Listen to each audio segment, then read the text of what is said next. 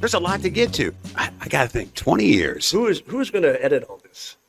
I mean, it's an effort by me in some form. Yeah. So how long have I been out, since Evansville days? Yeah. Well, I worked at GBF. Before that, if people don't remember this, I worked for about 4 months at WYNG, Hot Country for the 90s. And I got let go there like everybody else did because it's radio, as you know. So did they get bought out? No. Well, the girl who's doing co-hosting the morning show, this is all a legend because I don't need any more trouble. But she was having apparently an illicit affair with the general manager, and had convinced him that she knew how to run the station better than the program director and everybody else. So she just went by and they just handed out slips to everybody. And I said, okay, I've been here 4 months, no biggie, whatever. But I knew Tony Couch and a couple of people at GBF. And were they a different company? They were obviously different companies. Back then, GBF. Well, you had like 5 or 6 companies back then. It was before the mass telecom law. You could get fired like 4 different times in the same market back in the 70s and 80s. You never got to pay off your insurance deductible either, because there was a new company every time. So back then, yeah, all of those stations were owned by different people until like 96 when they passed that law when you could own, 75% of the market. Sure. So now, GBF, YNG, all those people are in the same building. They're the same company, Town Square Media, I think, still. But anyway, so I worked there, got fired, knew some people at GBF, started working part-time, then finally worked my way up to like 95, 96. I was doing overnights, and you know how that goes. And from there, just worked my way up to, nights, and then became program director when Mike Sandman Sanders, the late Sandman, one of the best dudes in the whole world. Yeah, I was going to talk about him One of the best dudes. God, I miss him. He went on to become operations manager of the whole cluster, and he said, "You want to be PD?" And I was like, "Hell yeah!" It's good to sometimes you don't know when you're down in like the trenches, when you're just like that bottom feeder part timer, and maybe there's another guy that's just like a notch up from you, right? And you're nice to him. Sometimes it's because there's no unions anymore. You always have to have this leapfrog in radio. You have to be happy for other people, but you have to almost help somebody get in front of you so that one day they'll sling you past them. And it's just knowing those people early on, and then if you show up on time and you have good good work ethic, that will move you on. And that person may get a gig, and then you're the first person they call. Yeah, it's also why you don't burn bridges.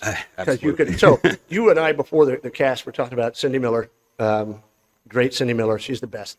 So when I was programming GBF, she was running WABX here in town, and we hated it because it was the only two rock stations in town. The classic rock ZZ Top station that AVX was, and then GBF, and we would still play the Zeppelin and ZZ Top and everything, but we're also the only station in town playing Soundgarden and the grunge, System of a Down, that kind of stuff. Yeah.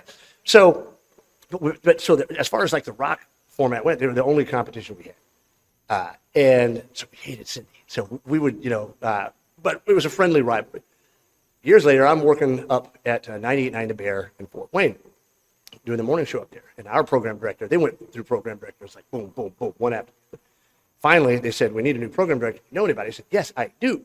So I thought, this is great. We'll kill 2 birds with 1 stone. I'll help all my friends in Evansville at GBF to not have her as a thorn in their side anymore by hiring her out of market.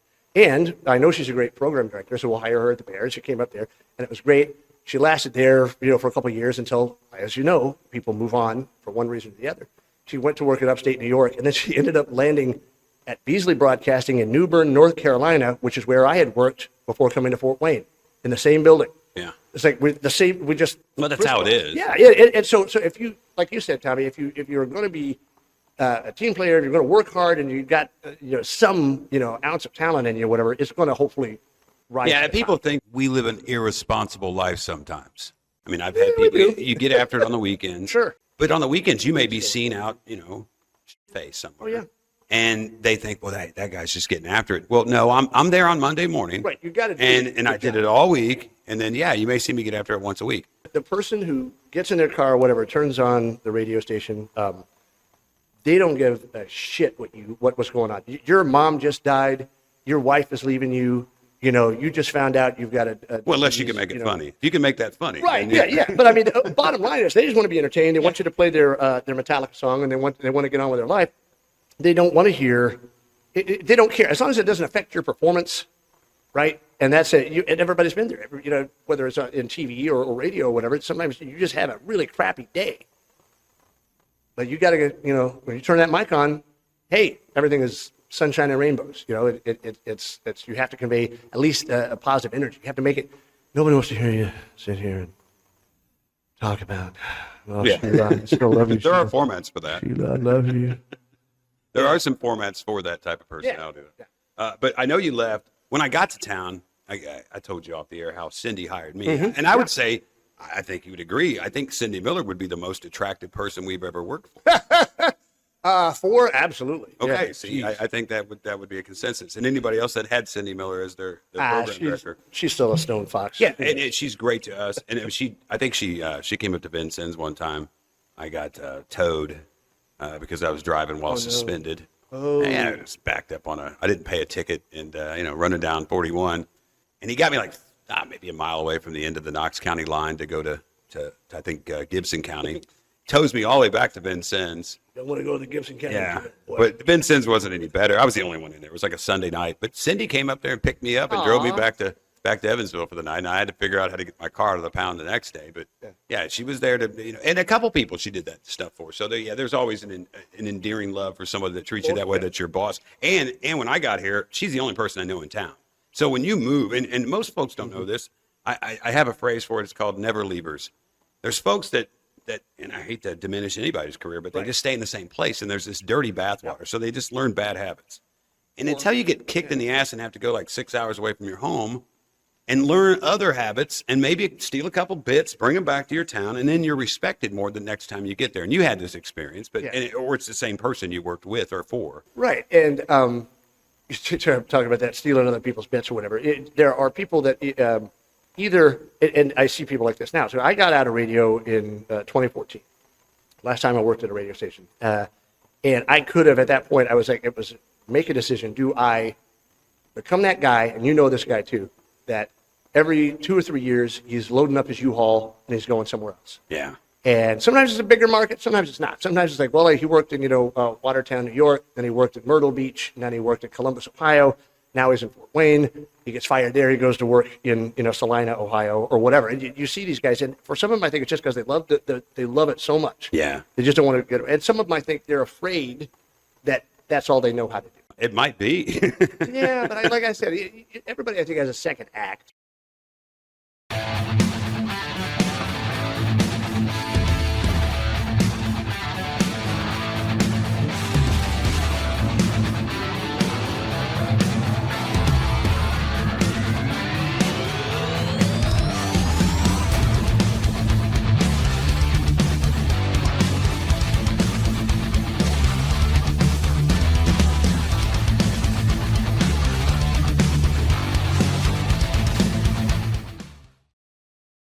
So when there was a brand new, metal song or something like that on GBF, you can't play that at 3 in the afternoon. Yeah. The guys, picking up their kids, in Carline or whatever, don't hear, oh, I hate my dad. Yeah. So, I mean, you have to program it correctly. But Sure. You can get after it a little bit at night, more so than the daytime. And then there's certain stations like Hot 96 or something that's their prime time. oh God, yeah. Nowadays, there's only, and I hate to tell people this, but there's probably only 1.5 live jocks on the station anymore around here. 1.5, and I don't want to tell you about the 0.5, but it's all voice track. And it's not just here. That's something that's happened to radio everywhere, and it's sad. I'm glad I got to work in what I call the golden The end of age. it. The end of it, really. Because, yeah. Well, it was right. Yeah, right. Because it was right there between. You had the technology to do great things. Oh, yeah. Like when I started, it was all cart machines and reel to reel. Yeah, exactly. Yeah. Exactly.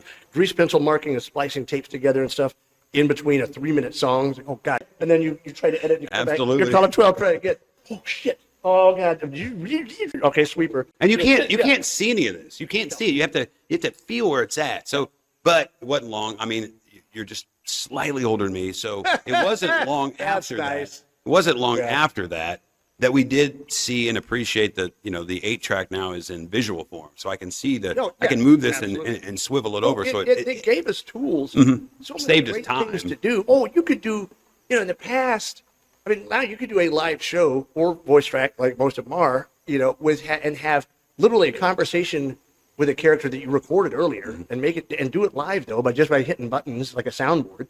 You can, sound effects, music, everything. You can.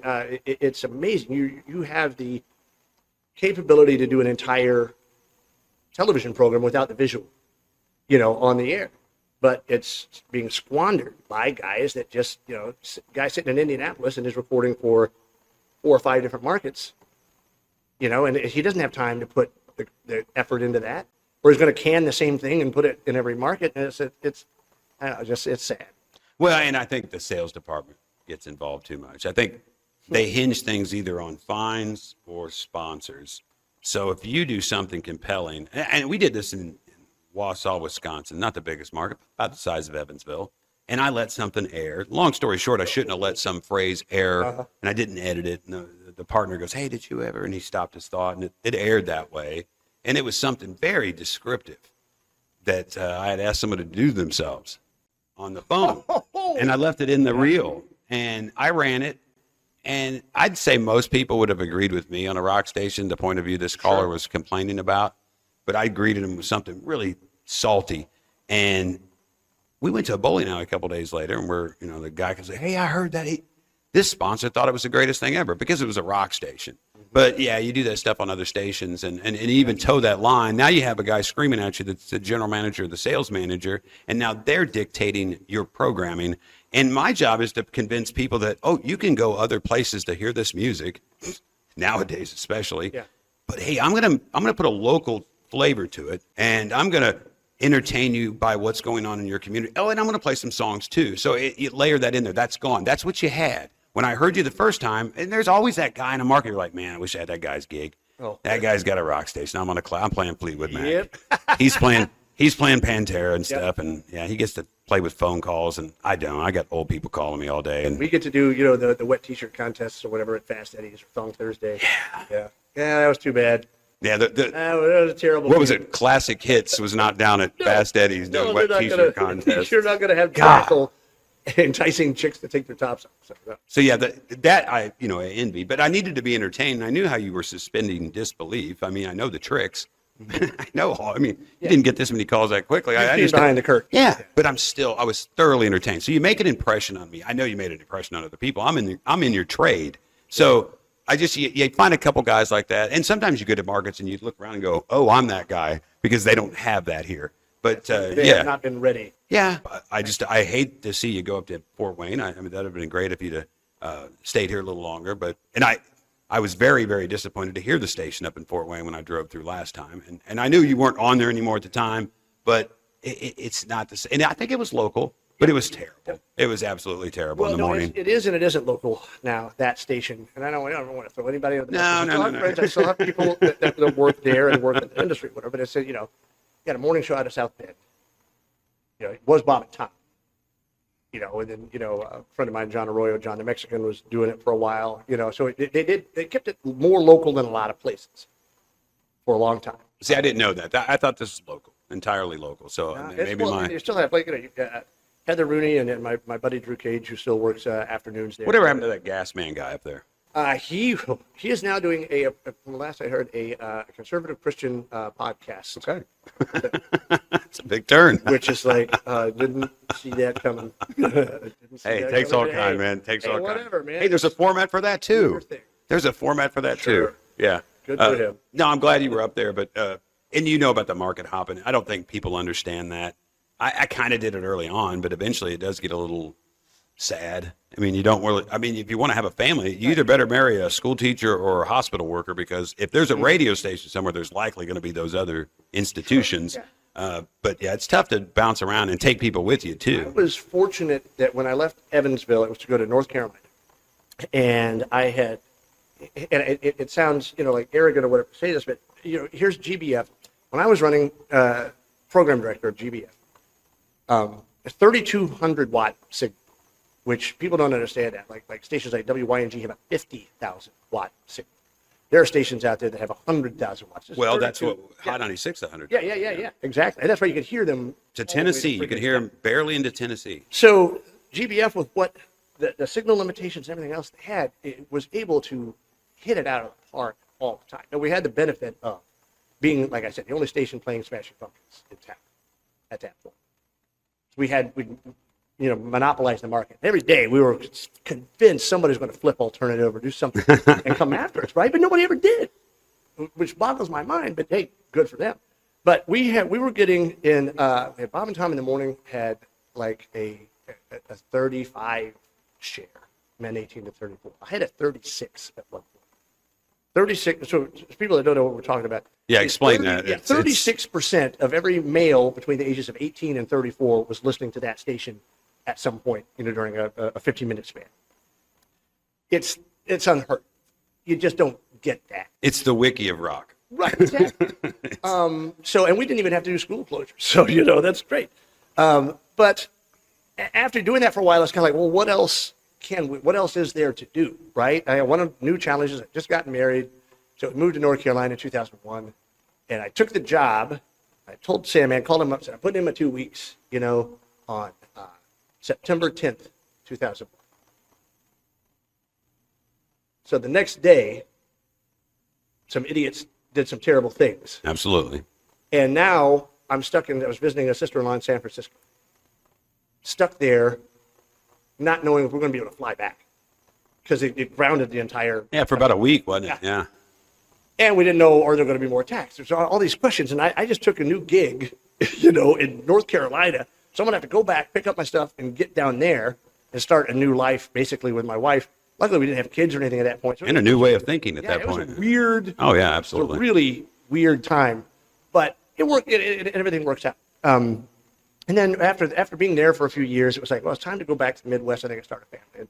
And, father-in-law lived in South Haven, Michigan. My wife had gone to high school up in northern Indiana. My mom and dad and her mom still lived in Evansville. So it was like, well, this opportunity came up to the morning show at 98.9 Bear, so we took it. So I was there for 10 years. Of course, that's a bigger market than Evansville. So if folks don't know that, you can make just a little bit more money in a lot of places if you can just go a little higher. Yeah. And a lot of folks just try to go as high as they possibly can. Sometimes just peter out in the middle like myself and just say, hey, you know what? I appreciate the people here. I'm just going to stick here and know my own territory. And I have seen people price themselves out that way, too. Yeah. People that, they make, for radio money, God, pulling out six figures. That's like... Just burning white hot is what it is. So you get up to that price point, though, and you're 34 years old or whatever it is, and you've been, number one in your day part, whatever, for 20 years. All of a sudden, the company starts saying, maybe it's time to look at that syndicated show, or maybe it's time to hire those two kids out of college, or that kid there's some kids I heard in Louisville, they're doing overnights, and I think they'd be a great morning show here, because it's a smaller market, but they're doing, they're in a bigger market, bring them here. Yeah, so they start doing that. And then if you finally reach that plateau where you think, well, I've got it pretty good, and I'm making big sheets of money, and everything's great. I got sponsorships. I got free Comcast because of this gig. And then all of a sudden they say, hey, we're making a change. Thanks. Bye. Yeah. Well, and I don't know if that equates to nowadays where, there's an HR department. Oh, yeah. So. Yes, there is. I think it was totally missed in radio. This whole concept of, well, you have to have a reason to fire people. And I haven't done anything despicable in my career. So I didn't get fired. I think I've had an ex-girlfriend at one point say, quit telling people you got fired. You got laid off. That's the format. It sounds you sound like an asshole when you say you got fired. You're unemployed, but it's not because. Yeah. Yeah. So you call up the unemployment office, and this is my first, experience with this one time where they just don't know what to do with you because they want to know why you got fired. And then when you tell them why you got fired, they're like, well, you had to have stole something. Did you hit somebody? Was it a human resources issue? And it's none of those things. And you have to say, well, they were going to switch the format of the station. So now out of hey, maybe it's an older format and I don't fit that. Or maybe it's a younger format and I don't fit that. Right. So is that age discrimination? Is that cause for firing someone? We never had anything to stand on in that time. Well, like I said, what happened to me at WYNG is just somebody took over, a new face, behind the wheel. Which is the same thing. Said, nope, I'm going to put my people in. And that's another thing, too. You get a program director you hire from out of market, that's a danger that they might start looking around, our middays could use an upgrade. I'm going to call my old buddy Tony, who, worked for me back in Des Moines. And I don't think people understand that part. It's very competitive, but they think it's competitive against the jocks, but it's not always that. Now, I'll tell you what really killed us off, and I'll say us because I think we're in the same boat. I think we would have received the same fine most of the time if the FCC was involved. There's a letter. And we both worked at Rock Format, so we know the limit. Do you have a file? There is a file. I got to say, I've never achieved that. That is quite an accomplishment. There's an item, a complaint. Well, I'd like to hear more about that. Communication. Well, okay. So when I was at GBF, you mentioned 96 STO, and again, they're just a blowtorch. Oh my God, just a flagship. I mean, just one seriously, and I don't say this to be like a revisionist or whatever. I mean, I think still to this day, there are a handful of stations, Q95 in Indy, STO in Evansville, and it's just they blanket such a wide area, and they've been so good at what they've done for so long. So obviously you hate them. So, we're a little black T-shirt. I hate my daddy station, 3,200 watts, with Thong Thursday, and they're the Brian Jackson, 100,000 watt smokestack, powerhouse. They had an afternoon jock for a while, and I just didn't like him, and he didn't like me. And there is that. There is some of that. Sometimes it's you know what Yeah, I see through you. You're no good. But it was just completely stylistically. And now I'm older and I'm more mature and I get it. It's fine. But I've always been a very competitive guy too. So here's this guy. And he was saying some things on the air or whatever that we didn't like. So we went over there with one of our interns or whatever into their building with a megaphone. I think it was, to go to try to see where's Wicked Wanda, because Brian Jackson, who'd been morning show SEO for years and years and years, and they got fired. Part of the puppet show. Yeah, but he got let go after we were just talking. He got kind of priced out of and aged out of the thing. So they had the new morning show on there and everything. So we sent one of our interns in there. I think it was a good old corn dog. Sent him in there, with a megaphone asking, "Where's Wicked Wanda? Where's Brian Jackson? I want to see Brian Jackson." So he was asked to leave. And then, so this guy, he retaliated. I didn't even remember what it was he did, but he did something nasty. So I was like, all right. So I called him up on the air. And I don't know, had words with him on the air or whatever. And I aired that. Well, the problem is that if you're going to put somebody on the air, you have to let them know that they're on the air or that you're going to use their broadcast. Now, my argument was that it's implied. Like, little history thing for you kids. If you ever call up a radio station and you hear like a sound effect, like a tsh or something like that, that is an audio cue to let you know that you are potentially being recorded. They started doing that back like in the 70s and 80s. I had no idea that was that noise. That's what that is. It's a alleged or implied recording. So you don't have to say, "Hi, 96 SEO, you're on the air. We're recording you for broadcast later." Like you'd have to do that for every contest and everything. And so they don't do that. So it's implied consent when you call a radio station. So that sound, wait a minute, that little sound that I just always thought was just, this switching to that and the audio coming from here to there. Today, it's probably just, a leftover, and I'm sure it is. But I mean, with the technology we have today, I can start recording on my phone and it doesn't make a noise. It's you did mimic it well, though. It was the same sound. Yes. Yeah, thank you. So, but also, again, it's the implication. If I call the radio request line, I'm granting them permission to use my voice, right? If I'm on the street and the news person comes up to me and says, "Hi, we're doing an interview. Would you like to say something about whatever?" You're implying that if you say, "Yeah," if you start talking to them, they can use your likeness. If you say, "No, I don't want to be interviewed," then they can't.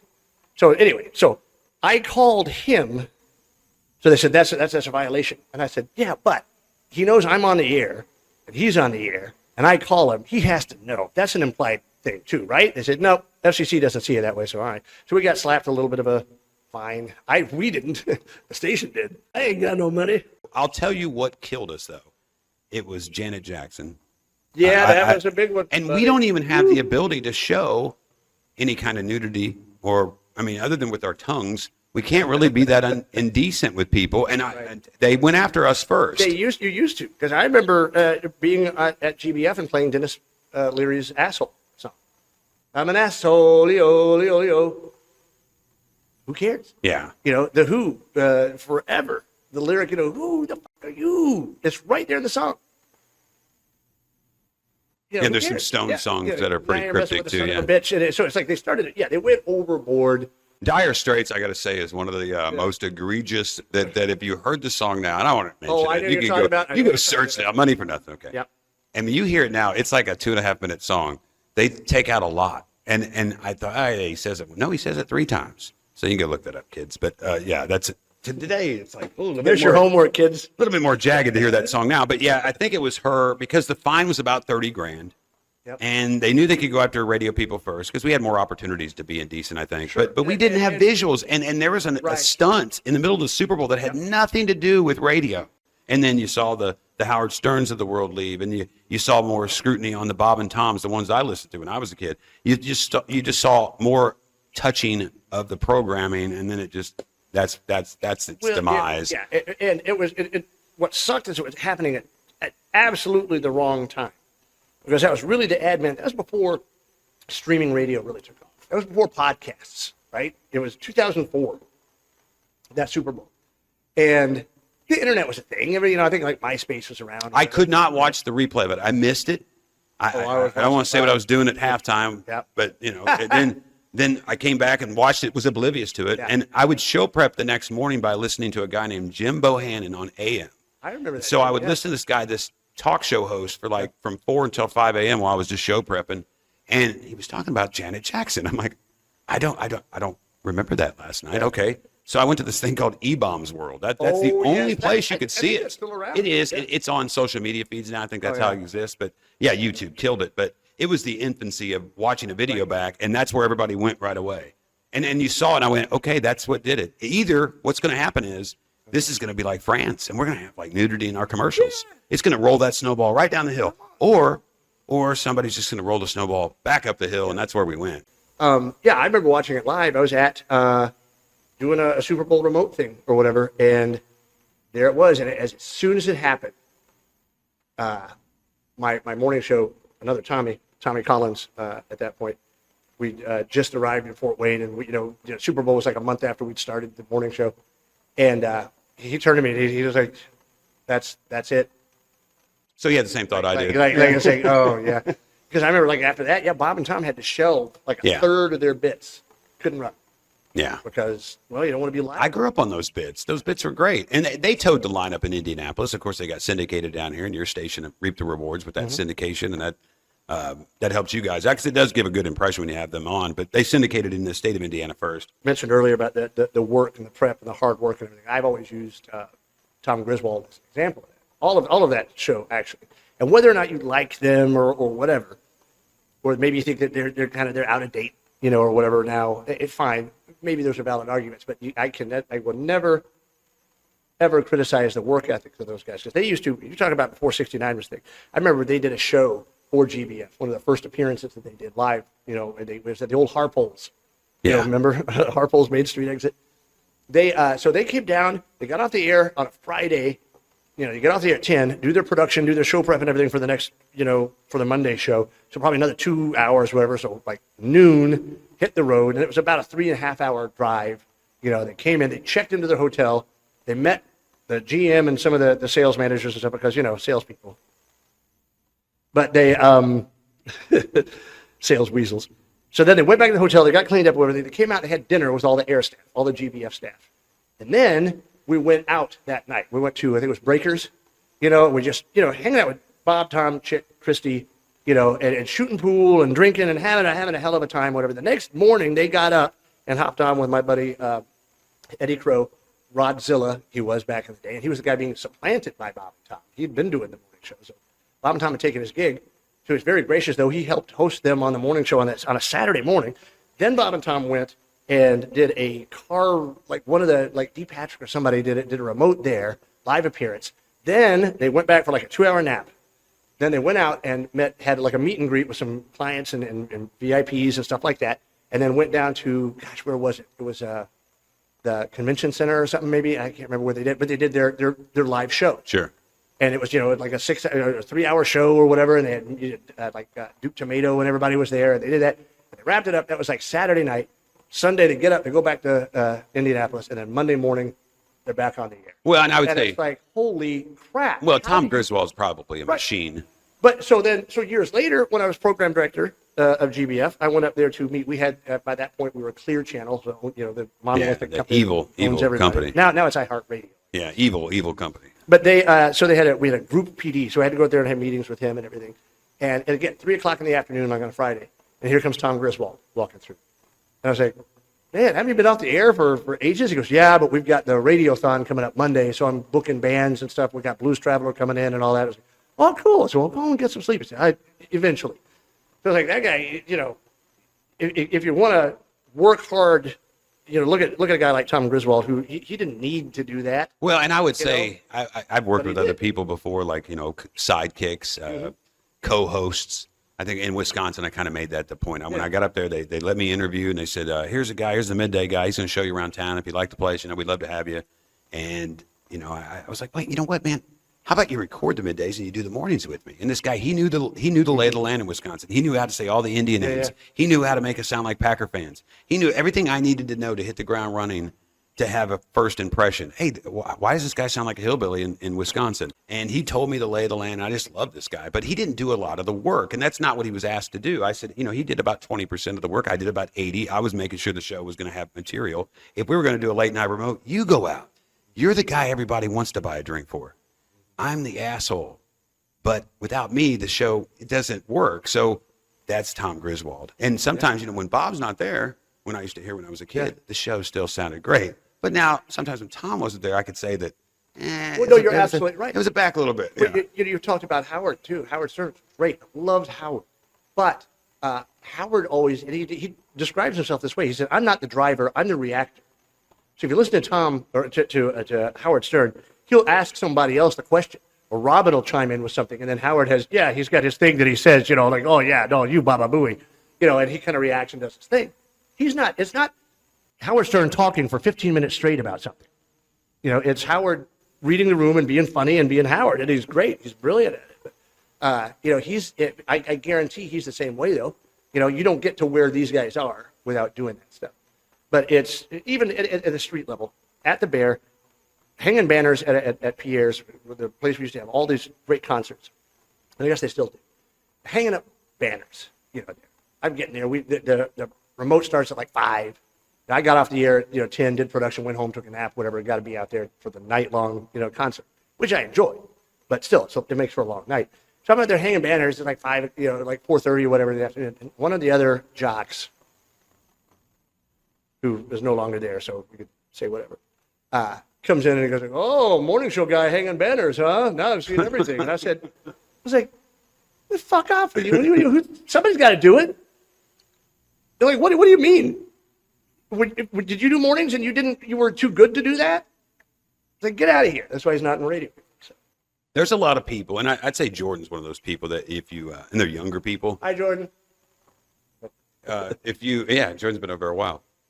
There's certain people that if you help them out when they're younger, interns, I used to work with Claire Ballard. That girl would hustle. This girl that became a morning show host in our market and did a pretty good job, used to just pack up the remote gear and on like a 105-degree day. And if you help these kids out, they're like, why are you helping? I'm like, well, I'm not going to sit in the band while you do this. I want to get out of here too. So you would speed them up a bit. There's numerous people like this. Right. And then later on in life, when you see them doing well in their mid-30s, you're like, it makes all you right. feel like... At least they're alive to tell some good stories about me one day. Like years from now, some kids will be doing a podcast and talking about Tommy and Turner. Well, I would hope so. And how they died in that bank run.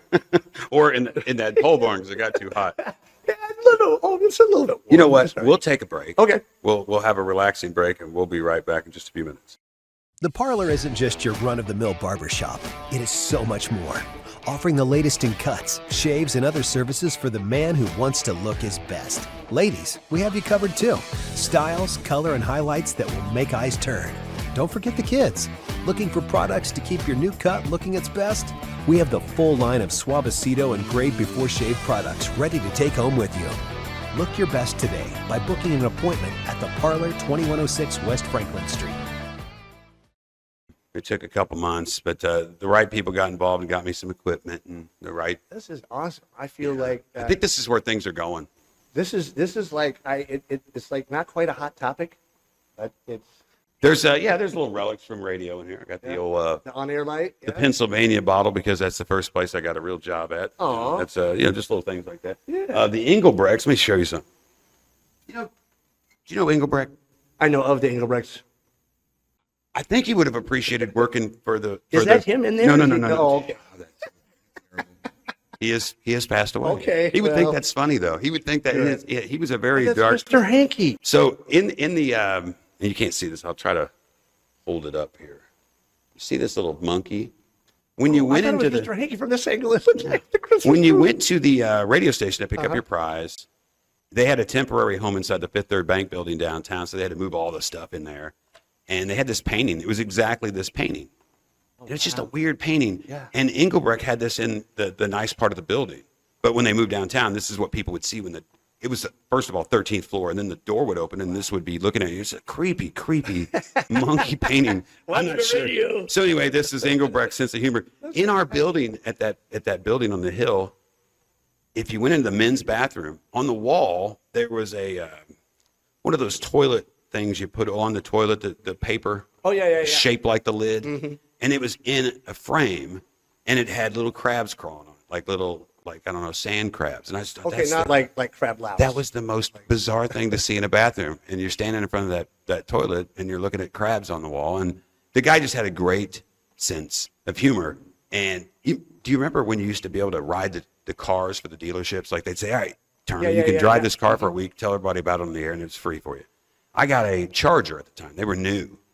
And you know the blind spots in those things. Oh, sure. He comes up there on a Saturday afternoon. I'm just doing a shift. I'm probably not even really paying attention to my shift on a Saturday. And he just pops in. Hey, is that your Charger out there? I said, sure. Oh, no. He goes, let me take that for a ride. I'm not going to say no to John David Engelbrecht. Yeah. So I get him the keys. He goes out. He leaves for about 10 minutes. He comes back, goes, it's a nice car. I don't like the blind spot, though. He goes, that's not a small penis mobile, that's for sure. And he just leaves the keys and walks out. Or he'd call and ask for a certain song. And he goes, hey, can you play this song for me? I'm like, absolutely. I mean, how many times Yes. do you want me to play it? Yes, sir. Yeah, I can play it as many times I'll as you sing like. it for you. Yeah. I think about that. I could have offered that. But just little knickknacks and stuff. But those people meant so much to me. Coming down here, I knew I worked for a good company. I really wish you would have worked for that company too, because I know you kind of worked for the one that was the evil I don't know empire. that I was WIKY material. No. But they always had You other know? stations. They had other stations. They had the oldies station at ABX, as you had mentioned, and you competed against. But it was just they would not allow us to do some of the things that you guys were doing. That's another limitation. Like, just tell me about Fast Eddie's on a Saturday night or something. I'll tell you, one of my favorite Fast Eddie's. And it's sad it's gone. I'm sorry it's gone. Yeah. So I mentioned Jackal earlier. Jesse James Dupree, who is one of the best dudes in the whole world. Like a year ago, whatever, I texted him, whatever, said, "Hey Jesse, it's Turner from GBF and the Bear," because I got to see him up there when I was working at Fort Wayne as well. Said, I don't even know if you remember me, but I just wanted to say hey or whatever. Said, of course I remember you, man. I remember being on stage Fast Eddie's with you, and I was like, holy crap! Jesse he sounds like he lives in a trailer or whatever, but one of the smartest dudes you ever meet. And he remembers everything, which is fantastic. But anyway, so Jesse, they were playing like a 4th of July show or something like that. And I'm wearing my kilt because that's one of my things I used to do.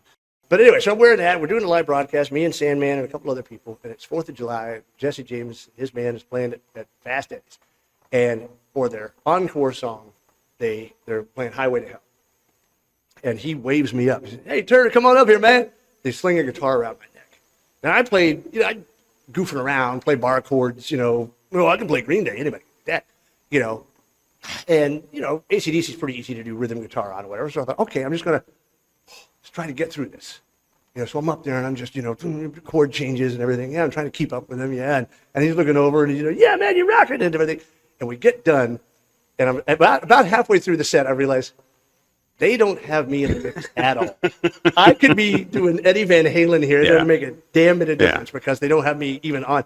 And I asked him about it later. I said, you didn't even have my guitar up, did you? He goes, man, I couldn't take the risk. No. But you had fun up there. Most of the audience had no idea. I mean, think about Milli Vanilli had a career for years. It was probably better than Corey Feldman. Well, you know what, though? Bless his heart, because at least He's trying. doing something. Yeah. He's but trying. That was probably my favorite Fast Eddie's memory, other than I think I proposed to my wife there. And I have a gift for you, though, real quick. I want to just, if you could get that 2-shot. Oh, my God. Sorry. Didn't mean to bunch Look the mic at there. that. Yes. Huh? That didn't work out, though, did Who's it? that guy? Yeah, look at that. What's going on with the hair? You have the Same same. sideburns, asshole. What Get are you doing? a look at that one more time, Jordan. Look at the look over the shoulder like that guy from Hey, MySpace. look at Looks that. like I got the thumbs up. Yeah, you're like Tom from MySpace. I am there. like Ron. Oh God, that is a very Yeah. Tom look, isn't Yeah. it? What is going on? Get a haircut, idiot. Yeah. What year was it? Was it 2000? That had to be 2000. Yeah, it was an innocent time. Yeah. Well, and that was the whole point of that was, trying to get kids involved. Somebody wants this back. Okay, no, absolutely. I've got one. I think my mom's got like probably half a dozen. Well, I mean, that's a collector's item. There's a guy at work, Rob Williams. I don't know if you know Rob, but he said, he probably doesn't know me, but yeah, if this entertains him, that'd be great. And I'm like, well, that's great. So he That's let me borrow that. fantastic. He has relics in the TV station. Like there's a couple Letterman things that are signed and just relics of the market. Somebody gave me this. You talk about collectors. One time, you remember the Duck Inn? Somebody gave me at the Duck Inn we had Nickelback play at the Duck Inn. On Pollock Avenue. Yes, and like Leader of Men had been okay, a decent thing, and then whatever the second single had launched them into the stratosphere, and they came to the Duck Inn. I remember being on their tour bus with him, and again, great guys, love or hate Nickelback. Chad Kruger and his brother and all of those guys are fantastic, great dudes. But anyway, so I'm in the tour bus with him. I said, "So when is the last time you played a show like this?" And they said, "It's been a while." At that point, they had blown up so much that they're like opening up for, some of these bigger acts. Sister Hazel was there one time. We did what we could to kind of try to funnel bands to them, and then the record labels were like, "Hey, we got this up and coming band. We'll give it to you cheap. If you can find a place." It's like, "Well, we got a place that'll do a couple hundred people." I mean, this pole barn. Yeah. But for that thing, it was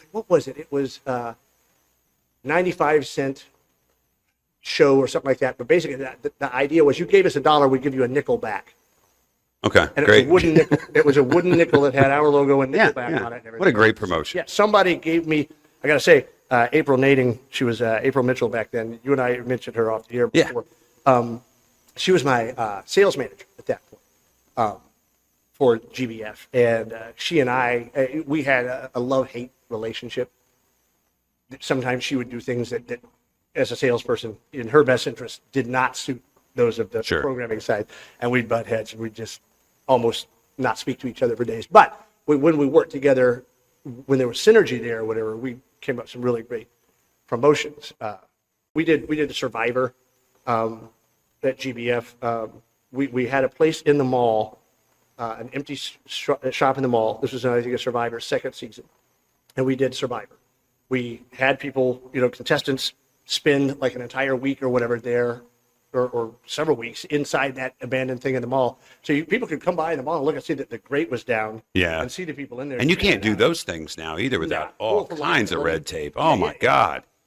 Just having your hand on the car promotions, those went away. So, Or or drinking remember water or whatever. The drinking Just, water one was a huge one. And it was hold your wee for a week. Yeah. Stationed out in California, kids don't understand why would you do this for a Wii? Because at that time, the Wii was, I guess, a hot commodity. Yeah, it was drink however many gallons of water and then see who the last person to pee is the winner. And somebody died of water poisoning, which nobody knew was a thing. But you'd lock these people down in the Eastland Mall. Yeah, we locked them in the mall, and they'd have to do challenges and stuff. And every night they would have a vote and then kick somebody out. And right then we'd cut to we do on the newscast right after Survivor on CBS. They'd come to us and do a live cut-in. Whatever. Just like you don't see. So you had the TV stations integrating with the. I mean, I know we did the watch, listen, and win. If you watch this show and you see the code word and then you call in the next day, but that's another level. It was a whole other thing. Radio was just different back then, and I think again the GBF successes were a large part because of the music and because of the staff that we had, the air, the people we had on the air. Sure, it helps when you had at that point Bob and Tom. It was just massive, But it's also the fact that we were always out there hustling, and we were always on the streets, and we were always doing something that people were talking about, and so. I was going to say this, and I had a guy in last week. Again, these are out of order because I wanted you to be the first impression. But when I was talking to him, I used GBF as an example, and I think I mentioned it earlier. It's the social media now. So yeah. Do you guys have a Fort Wayne watch? Do you have something similar to that? But you know about ours, right? No, I don't know about the Evansville, but I've seen it elsewhere. Okay. Have you ever checked out ours? Oh, guys in Indy use it as show prep. Like there's guys that must have ties from Evansville, and they'll use if they're short material, they'll use our stuff, and I've mentioned it. But yeah, Evansville Watch has kind of emerged, and I thought, wow, everybody's now looking at this for like, oh, this guy's doing this stupid thing on this park bench, or this car accident just happened. But this is information that at one point was given to us through the radio. Right. And you would get in the car and you'd hear that there was a terrible car accident, and maybe you were on your way home and you went in the house and you told your family about it, you heard it on Wiki. Or there was a guy playing with himself on a bus bench and they called GBF or Hot 96, and that jock played that call and everybody in town knows about it. And that was what now is that reactive Evansville Watch, or that calling the hotline and knowing a person's going to answer the phone. Right. And if you had something interesting, they were definitely going to record it and maybe even play it on the air. Right. And you would wait for hours to hear that. But there was just times where there was very organic things happening that you would call the radio station. And I think you said organic, and that is a huge part of it. People, I think now it's so weird because, with as you mentioned, social media and the 24-hour news cycle and AI and all these different things, sometimes people don't know what to believe, or whatever. But I think people also have a fairly highly tuned bullshit detector.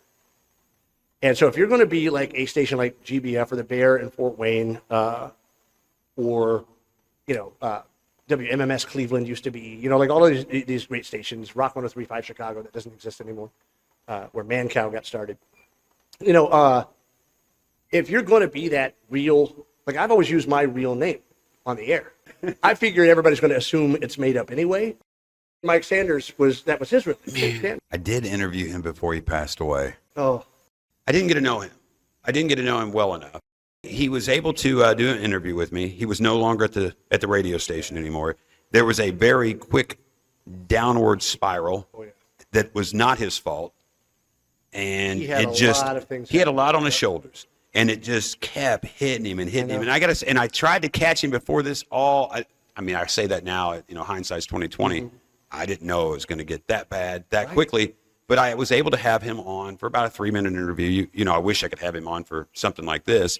But, yeah, I'm glad I had that closure with him, because I always competed against him, or was kind of envious of his leadership over there, and to know it went that quickly. But I was so happy I got to talk to him, and he got to tell his story. We couldn't tell everything because it was kind of ticky-tacky, but it was personal. But, yeah, just a real quick demise. And it wasn't his fault. At least that's in my opinion, and maybe yours as well. It was a steadily worsening series of events. Again, not his fault, though. That's the thing. Victim of circumstance, and bless his heart, And, I don't think that knowing that people, I don't want to speak, ill or tell stories out of turn or whatever, but I think he wasn't the same guy. Oh, no. That's what was crushing us, because Sandman always was just Sandman, and to see him start to kind of lose his joy a little bit, that was tough. But I got to work with Sandman for years. Like I said, he promoted me to program director, but it was Tony Couch was running GBF when I got there in 1994, and he went on to work for MTV. So it was like, people do, these quote small markets where people go and they do things. So when I started, there was Larry Aiken who owned GBF, and he was legendary. And you talk about a character, guys that Mr. Engelbrecht used to call you up, whatever. Sometimes. Yeah. Larry Aiken would call up on the hotline, and he'd be riding around in a limo with some people he was entertaining. He'd go and say, "You know what to do." I said, "Yes, sir. Flirting with Disaster is coming right up." So whatever the next song was, no, it's done. Molly Hatchet, Flirting with Disaster, hit it, because that's what Mr. Aiken wants to hear. What a baller move. And it's also, for him just to be like, kind of like, "Hey, hold on. You want to hear Flirting with Disaster? I'm going to call this guy up. He works for me. He'll do what I say." But then one time he called up, but I think it was The Offspring. It was Come Out and Play by The Offspring when it first broke. Playing that, doing the night, 7 to midnight shift, hotline rings. Uh-oh. Okay, yeah, Turner. Yeah, it's Larry. Yep. Yeah, that song you're playing right now? I said, yeah, The Offspring. I said, I want you to take that CD and I want you to put it under my door so I can step on that piece of shit when I come in tomorrow. Okay.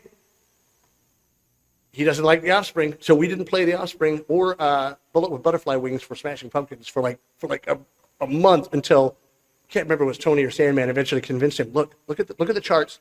This is, whether you like it or not, this is where music is going. You can love Flirting with Disaster, but that 25-year-old guy that's out there roofing houses right now, he wants to hear The Offspring. And so it's like it was that shift, And eventually Larry sold off. He just cashed in his chips and said, "All right, see you, suckers."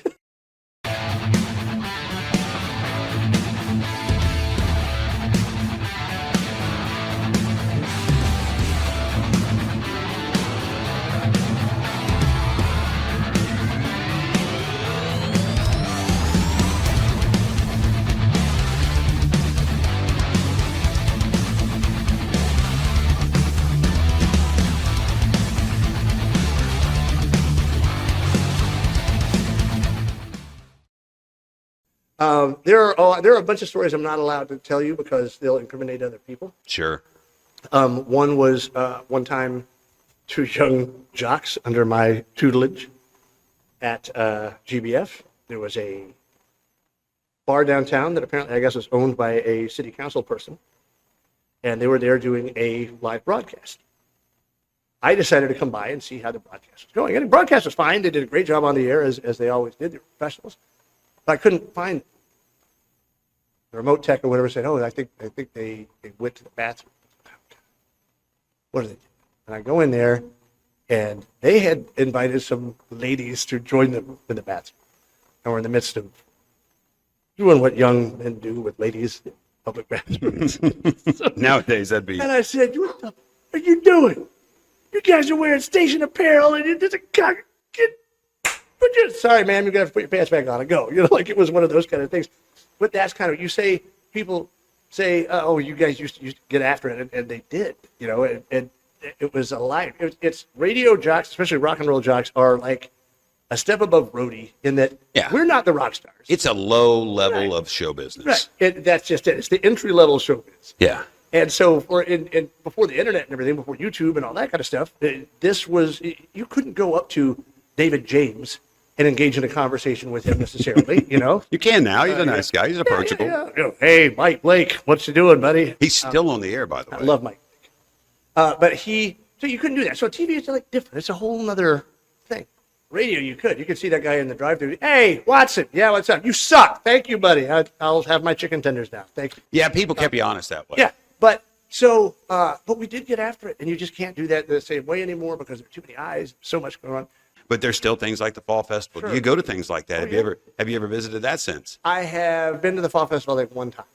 The unfortunate thing is, the other thing is, when you're talking about having kids, my 2 kids, you know, were hockey kids. So from the time they are, you know, like 7, you know, till now, hell, they still play. Weekends, starting in like late September, they're gone. So unless I was going to take a week, you know, that first week of October or whatever to come down here, I just never really have had the chance. So I would say it's my favorite thing besides the Motor Speedway with the 500. So both require a lot of people to be there. Yeah. My wife hates crowds, so she won't go to the 500. She loves the Fall Festival. She's a West Sider. Yeah. But yeah, those are my 2 favorite things. And I'm glad I have that equal balance. Yeah. Where they have the Indianapolis 500, I can go to the Fall Festival. Once one is over, I can start counting down the days before that. In the Fall Festival, of course, much like the 500, lasts for a couple of weeks as far as the preparations. But yeah, you get a whole week of that down there, and the amount of people you see that you don't see all year. That I think that also draws me down there too. What's always crazy about the Fall Festival, Indy, the infield, or wherever you are, you know, it's crazy how with all of those people there, you will still inevitably run into somebody you know. Like some guy you went to high school with or whatever. Oh, hey! You know, after you leave a place like this and you have a different life, if those things like the 500 to me, if that's still one of those things that you really, really appreciate about down here, because we don't have things like that everywhere. Right. In Indianapolis, we really only have the 500. We don't have a little community stuff like they do here. Things like the Fall Festival, it's hard to get people to really grasp how big it is. Yeah. Because you could say, like, oh, there's this street festival in Evansville. It's one of the biggest in the country. And they're like, I say, no, seriously. It's miles of food booths and stuff and fried gator tail and things you would never, ever eat in a million years normally, but they've dipped Oreos in tallow and put cinnamon on it or whatever, and you've got to try these things. And it's like, people just can't fathom the depression. It's just pornographic food. You know, like, oh, my God, that's so good. It's really a good atmosphere, but they always had GBF and Hot 96 down there on the apex of the rides, which is just chaos at night. If you're on that one end where the rides are at and they meet the booths, and it's it's a mess. I remember doing broadcasts down there, and it was not far. It was not quite to the Midway. It was like a block west of there, I think, and that was perfect one year. You know, being there, and it must have been close to like the Gerst House or whatever now. I think along there, I can't remember. But yeah, that was nice because you could see everybody go by and all the food and everything was pretty much to your left. And then there was like another couple booths and then there was the Midway. Yeah. And it was like that. Same setup today. Same setup to this day. They don't change much about that. That's another thing. It has that look to Well, it why when would you go you down need there. it? You don't need to change it. It's Very perfect. Bavarian in some forms. Yeah. You know, some of the booths have been there. They're historic. I mean, Sure. they can almost get a historic marker on some of these booths. They've been there so long. But yeah, that's one of those things where I'm like, I wonder how people feel about that when they leave if they miss something like that. Because I know I would. When I moved to Owensboro, even for a year when I was detached from here, yeah, there was one year I didn't go, and I thought, man, I really missed that. And I have never missed it since. So that's another thing I love about this place. But I figured you'd feel the same way. And it's also easy for bits at radio stations to go down there and just to do what we Just have. interview random dudes. Before I go, Yep. and next week I'll have a guy in here to talk about something. And I know you guys did a lot of ski day stuff down there. Oh, yeah. Again, another envious event, something you guys were having fun Oh, over there at buddy. the other radio Yep. stations, and we were, playing wiki. That's But another thing that is hard to explain to people just exactly. yeah, and you go through the mechanics of the sandbar out there. But the radio station always did a promotion of it. Have you ever heard about that Poon Saloon? No. Okay, so at some point, I'll show it to you before I Is leave. it, But it's is it- somewhat is it parked. open now? Okay, Can no, we, no, no. It oh, was. this is the people that were like got the pump out. No, so when they pumped out the sand, the first year they put a truck out there, Oh yes, I remember that. and then the next year, most likely the same people put a trailer out there, or I guess just a camper, like the rounded in Yeah. campers from like the set dingy. Yeah, like Mickey Mouse used to camp, Yeah, right? you wouldn't want to get in one of those, but they put that out there, and it had the marquee Poon Saloon, and there was a couple kids down at the fall festival that actually they have that lighthouse parade where they have the small floats Oh, that they no. make. Let's pull it up. Because at least to give it a prelude to next week, because I'll have a guy on that lived down on a houseboat that saw that thing get launched. So I'm having him in next week, Jacob, to tell us how that all went down. One more thing, one more person we've mentioned. God, it seems like we've talked about a lot of people that have passed, and I don't want to bring everybody down or whatever. But Rick O'Daniel, he was the founder and the longtime runner of Ski Day or whatever. He passed. We lost him. He did the Sunny O Beach Yeah. commercials. Whoa, Sunny O Beach. Yeah, Yep. yeah. I had to record him one time. God, you talk about Very another guy- cartoonish voice. Yep. Talk about a guy that is going to be missed in this community, But, life goes on. And there's the Poon Saloon. So, Thanks for coming in. yep. Thanks, buddy. I appreciate it.